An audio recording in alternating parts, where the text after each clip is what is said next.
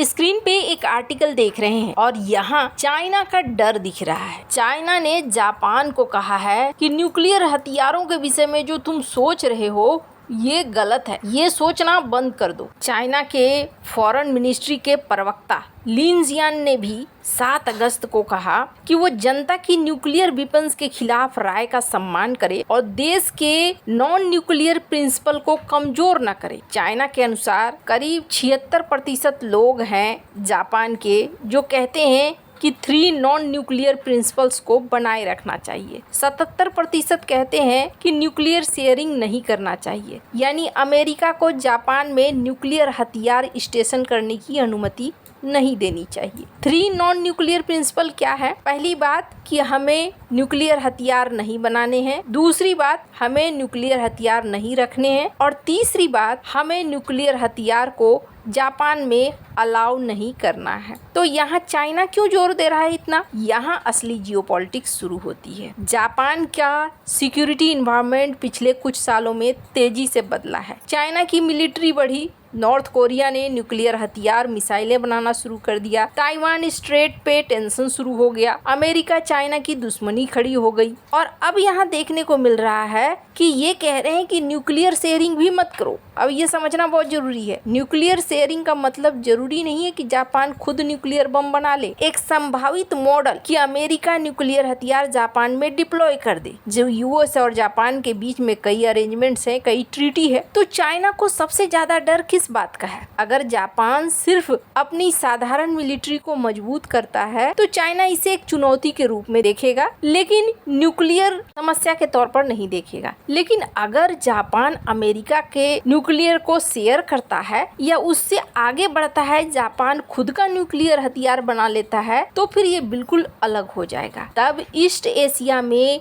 Nuclear समस्या खड़ी हो जाएगी, ठीक वैसे ही जैसे भारत के पड़ोस में पाकिस्तान है। अब जरा समझिए, चाइना समझा रहा है कि तुम अपनी पब्लिक का सम्मान करो। कुछ पब्लिक है जो ये कह रही है कि नहीं भाई, हमें पुराने मॉडल पर चलना चाहिए और जापान धीरे धीरे बढ़ रहा है। चाइना की असली चिंता जापान नहीं है, यूएस जापान इंडिया का कॉम्बिनेशन है। और ये मैं क्यों कह रही हूँ, स्क्रीन पर कुछ तस्वीरें देखिए। इन तस्वीरों से आपको समझ में आएगा कि भारत और जापान के बीच में क्या चल रहा है। स्क्रीन पे आप एक मीटिंग देख रहे हैं जो जापानी नौसेना की और भारत के नौसेना के बड़े अधिकारियों की मीटिंग है। इस मीटिंग में ये डिस्कस हो रहा है कि किस तरीके से हमें रणनीति बनाकर आगे चलनी है, क्योंकि ये रणनीति बहुत ज़्यादा महत्वपूर्ण है इंडो पैसिफिक के लिए भी और साउथ चाइना सी के लिए भी। जापान के कोई आम अधिकारी नहीं बल्कि chief of staff of Japan के नेवी के, वो यहाँ वीडियो कॉन्फ्रेंसिंग कर रहे हैं भारत के चीफ ऑफ इंडियन नेवी के साथ। तो इसका मतलब आप समझ सकते हैं कि ये मुलाकात कितना ज़्यादा खास है और भारत और जापान के बीच में किस तरीके का सहयोग है। एक और आर्टिकल देखिए, 7 अगस्त को डिफेंस मिनिस्टर कोशुमी जो जापान के हैं, उनकी मुलाकात हुई भारत के एम्बेसडर के साथ, जो भारतीय राजदूत हैं उनके साथ। क्या बातचीत हुई?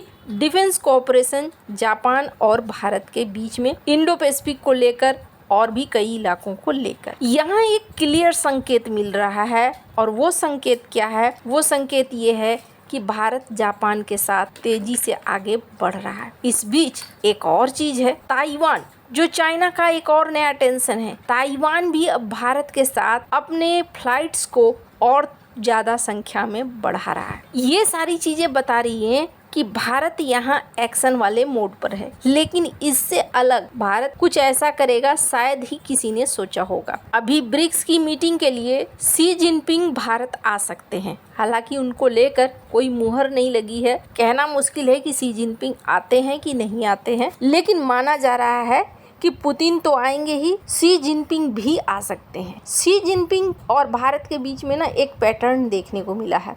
जब भी शी जिनपिंग भारत आते हैं और भारत से वापस लौटते हैं, दोनों देशों के बीच में कुछ न कुछ कांड हो जाता है सीमा पर। साल 2017 ये वो समय था जहां मोदी शी जिनपिंग की मुलाकात होती है और इस मुलाकात के आसपास ही देखने को मिलता है डोकलाम कांड, जून 2017 में चीन ने भूटान के डोकलाम इलाके में सड़क बनाना शुरू कर दिया, जो भारत के सिलीगुड़ी कॉरिडोर के काफी आसपास है, और वहां पर गतिरोध शुरू हो गया। इसके बाद ये देखने को मिला कि चीजों को ठीक करने की कोशिश हुई। अप्रैल 2018 में पीएम मोदी वुहान पहुंचते हैं और फिर साल 2019 में मलप्पुरम में आते हैं शी जिनपिंग, और दोनों की मुलाकात होती है कि चलो दोनों देश अब लगता है समस्याओं को ठीक कर लेंगे।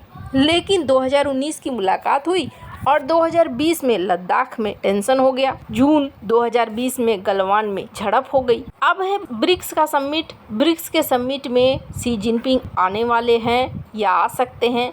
उससे पहले ये भी देखने को मिल रहा है दोनों देशों के बॉर्डर की मीटिंग भी हो रही है, ताकि दोनों देशों के बीच में जो मामले हैं उन मामलों को हल किया जा सके। वहीं दूसरी तरफ ग्लोबल टाइम्स में भी कुछ अच्छी आर्टिकल भी छपनी शुरू हो गई है।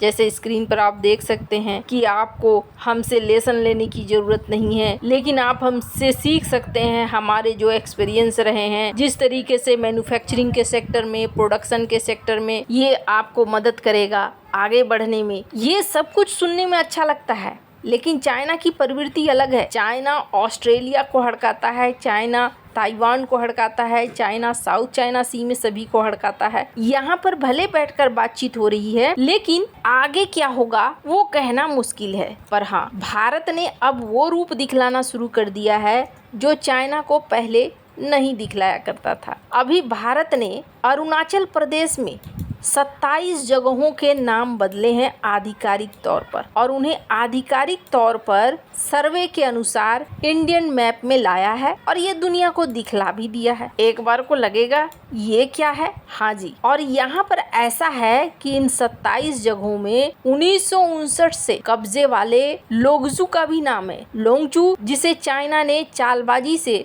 हथिया लिया था, उन जगहों का नाम भी दिया गया है। गृह मंत्रालय का कहना है कि इस लिस्ट में गांव लोंगचू भी शामिल है, जो 1959 से चीन के अवैध कंट्रोल में है, लेकिन ये भारत की जमीन है। अब नए सर्वे के अनुसार जमीन, दर्रे, झील, इन सब का नामकरण हुआ है और ये पब्लिश किया गया है। अब ऐसा क्यों?